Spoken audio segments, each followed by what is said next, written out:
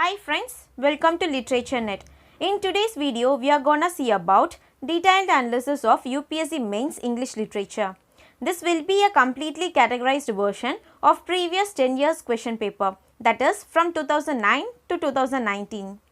This video will be very useful for IAS aspirants who have chosen English as the optional subject. I have split this video into two parts for better understanding.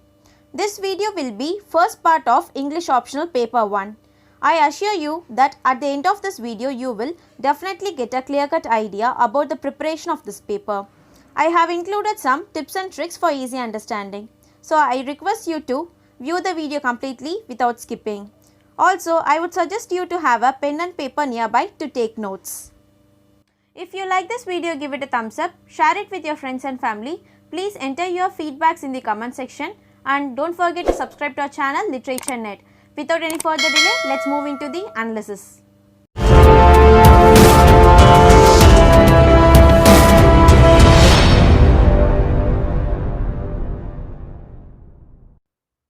In this video, I have analyzed the previous 10 years question paper and categorized them according to the syllabus and topics for a better vision. In this optional paper, the syllabus is limited and very precise. I have marked compulsory questions with C at the beginning and marked the year and marks of the question at the end for a better view. The first topic is King Lear by William Shakespeare. Discuss the significance of the storm scene in King Lear. This question is asked in 2019 and carries 15 marks. Next one, analyze the thematic opposition between the natural and the unnatural in King Lear. Answer with reference to the text. Third one, comment on the theme of redemption and madness in Shakespeare's King Lear. Fourth, comment on the theme of appearance and reality in King Lear. Fifth question, analyze the psyche of illegitimate Edmund with reference to the plot of King Lear. How does he try to overturn his destiny and with what success? This question is from 2015. Bring out the complexities in Shakespeare's presentation of the theme of madness in King Lear. This is from 2013. So, we have many questions from King Lear and it is an important topic. Seventh question. This was the compulsory question, so I have marked with a C at the beginning. In King Lear, Cordelia's goodness is as absolute and inexplicable as her sister's reprovable badness. Critically analyze the above statement with reference to your reading of King Lear. Next, the role of the fool in King Lear. Ninth question, the Lear-Cordelia relationship in King Lear. From seeing all these questions, we may easily understand that critical analysis of the topics are very important. While reading the topics, please keep in mind that not only the overall summary is required, but also the critical analysis must also be taken care of. Next topic, The Tempest by William Shakespeare. It is one of the most famous play and it is interesting too. One of the plus in choosing English as an optional subject is that it will be interesting as well as can be used as refreshment in between other subjects. Note, only if you love literature. First question, comment on forgiveness and freedom as the two keynotes of The Tempest. Second, how do post-colonial critics view Prospero's use of magic and exploitation of Caliban? Analyze the ways in which the trope of storm is a key to our understanding of The Tempest. Question number 4. Sketch the character of Prospero in Shakespeare's The Tempest in the light of the larger context of his power and love of magic to persuade others into behaving in ways he wants them to behave. Fifth one, sketch the character of Caliban in Shakespeare's The Tempest in the light of the larger context of freedom and imprisonment. Question number 6. Post-colonial reading of The Tempest.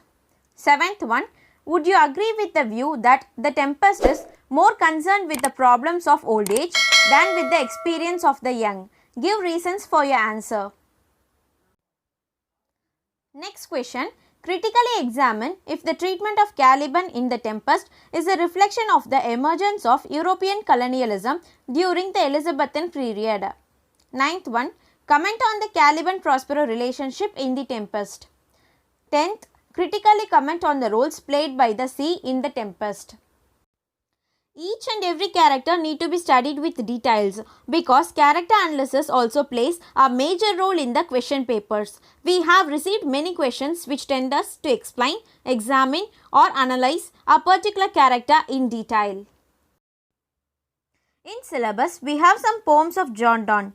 We may read only the summary of the poems, but it is not enough. We should be able to answer to all the questions about the author, which means we should read author details and also should be able to connect the lines of poems with the reference to the questions asked.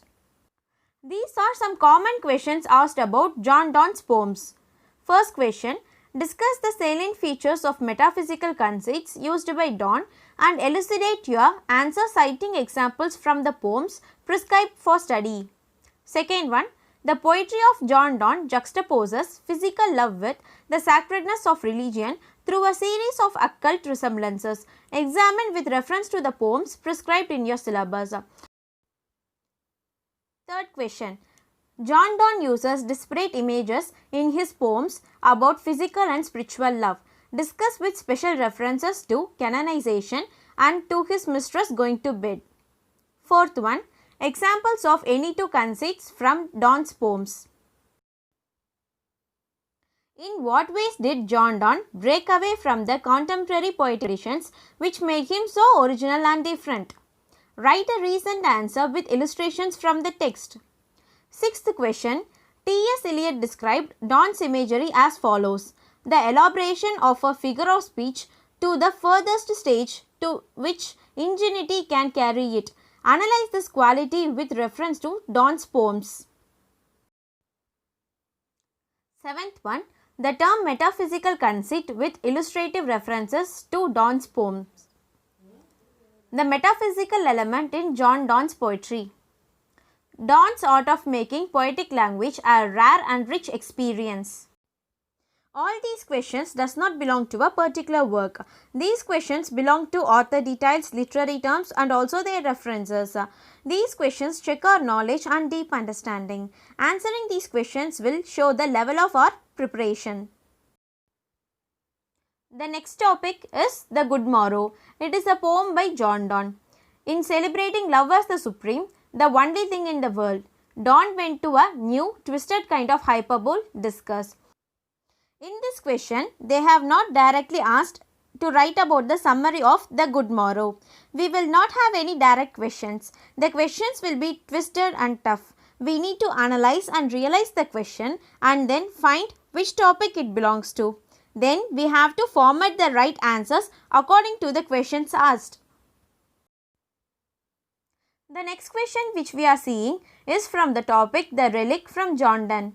Despite its macabre opening theme, The Relic has some flashes of comic wit which shows Donne's readiness to joke even when his subject is serious. Critically analyze the statement. Next we are going to see about Paradise Lost. In syllabus we have book 1, book 2, book 4 and book 9. First question, what extent Milton justified the ways of God to man in his Paradise Lost? Next, Adam as a Christian hero in Paradise Lost, book 9. Third one, considering the representation of Satan in Paradise Lost, book 1, 2, 4 and 9, would you agree with Blake that in writing Paradise Lost, Milton was the devil of parties without knowing it? We can easily analyze that we also get questions from other famous writers' point of view. Milton states that his poem will pursue things unattempted yet in prose or rhyme. Why did Milton consider his poem superior to those of Homer and Virgil? Show the superiority of his subject matter with special reference to the subject matter of book 1 of Milton's Paradise Lost. Fifth question, contrast life in hell and in heaven as described in book 2 and book 3 of Milton's Paradise Lost. Sixth one, can you offer an interpretation of the major characters and events in Paradise Lost as metaphors related to conflicts in human consciousness? Seventh one, Paradise Lost tries to justify the ways of God to man. Comment. Eighth question, do you think that the great theme of Paradise Lost is unquestioning obedience to the behest implicit in the creative order of an omnipotent God? Discuss in the light of contemporary Puritan philosophy. Ninth one, do you agree with the view of Milton was of the devil's party without knowing it? Give your opinion illustrating from the text. As you can see, this question is repeated again but with a little twist in it. 10th question. The description of Adam and Eve betrays Milton's patriarchal and misogynist attitude. Discuss with reference to Book 4 of Paradise Lost. 11th one. How does Milton use paganism to describe the fallen angels in Paradise Lost? Your answer should be based on your close reading of Paradise Lost Book 1. 12th one.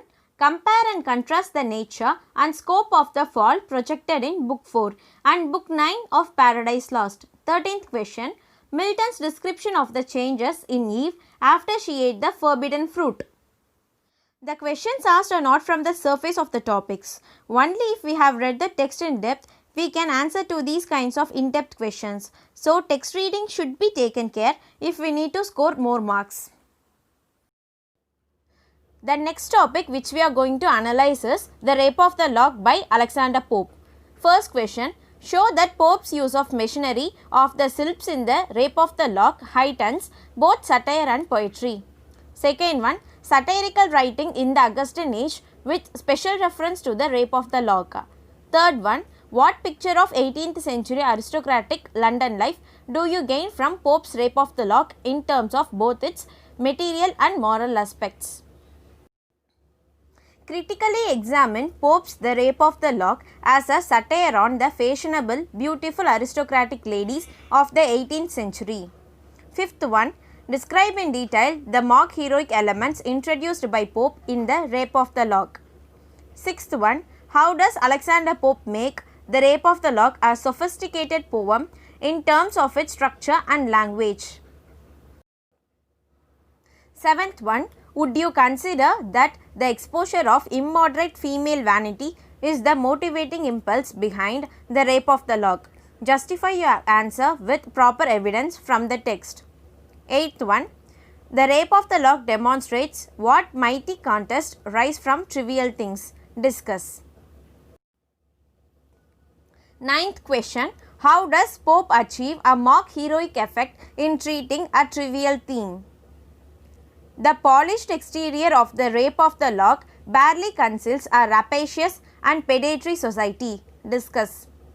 11th one, how do the sylphs help in the development of mock epic element in The Rape of the Lock? 12th one, comment on Pope's treatment of Belinda in The Rape of the Lock. 13. The Rape of the Lock as a satire on 18th century polite society. 14th one, Pope's use of supernatural machinery in The Rape of the Lock as a quality enhancing device. The Rape of the Lock is basically a social satire and also a mock heroic poem. This work satirizes the upper class in London at the time, which is 18th century. Many supernatural elements are mentioned in this work. Their presence helps in the development of the mock epic element and also enhancing the quality. We must read the work from different perspectives to get all such details into our notice. These are some common questions asked about William Wordsworth's poem. First one, comment on the diction of Wordsworth's poetry, making a reference to the poems prescribed in the syllabus. Second, do you agree with the view that for Wordsworth poetry was a philosophic exercise? Third, show how Wordsworth reinvents the traditional Renaissance pastoral in Michael and Resolution and Independence. Wordsworth's poetry exhibits romantic characteristics and for his treatment towards romantic elements. He stands supreme and he can be termed a romantic poet for a number of reasons. Examine some of his poems prescribed in your syllabus. Fifth one, what aspects of William Wordsworth's poetry can be of special interest to Indian readers? Sixth one, discuss the relationship of man, nature and society with reference to the poems of William Wordsworth prescribed in your syllabus. Which poems of Wordsworth do you consider to have a special relevance to the present day reader? Explain your choice. Wordsworth's poetry brings out his belief that nature is conscious and shows the influence of nature on man. Discuss with illustrations from the poems you have read. Ninth one, analyze the use of blank verse by Wordsworth in his poems. We have questions on similarities or difference among any two works. In such scenarios, we have to compare the two works and give our ideas. Also, we get questions from our point of view or suggestion or our considerations about a particular work. While answering such type of questions, we have to be sure that we explain and justify our choice in exact manner. Ode on Intimations of Immortality is a poem by William Wordsworth. First question, our birth is but a sleep and a forgetting. Explain this line from Wordsworth's Ode on Intimations of Immortality and comments on its significance in the poem. Second one, whither is fled the visionary gleam? Where is it now, the glory and the dream? Locate the above statement and discuss whether they indicate a shift in Wordsworth's perception of nature. So, they may provide the lines of any work or poems and ask us to explain about that particular poem. So, poem lines should be read to identify such questions. Text reading is very necessary and we must be well versed in poetic lines to answer these kinds of questions. Next topic is Tintern Abbey by William Wordsworth. In his preface to Lyrical Ballads, Wordsworth describes poetry as a spontaneous overflow of powerful feelings and as emotions recollected in tranquility. Show how he resolves this apparent contradiction in Tintern Abbey. Second, therefore am I still a lover of the meadows and the woods and mountains. Locate the above statement and discuss whether they indicate a shift in Wordsworth's perception of nature. Michael is a poem by William Wordsworth. First question, the theme and style of Michael as an example of Wordsworth's poetic principles. While writing answer to such kinds of question, we should not only write a summary of this work but also explain the theme and style of this work and with examples of the particular author's poetic principles. Next topic, In Memoriam by Alfred Tennyson. In Memoriam is not merely an elegy but also a philosophical poem too. Do you agree with this statement? Second one, the imagery of light and darkness in Tennyson's In Memoriam. Third one, in Memoriam, Tennyson mourns the passing of many other aspects of life over and above the death of Arthur Henry Hallam. Elucidate this comment with reference to the poem. Fourth question, how far does In Memoriam reflect the spirit of Victorian age? Fifth one, can Tennyson be called a poet of the personal and evolutionary past?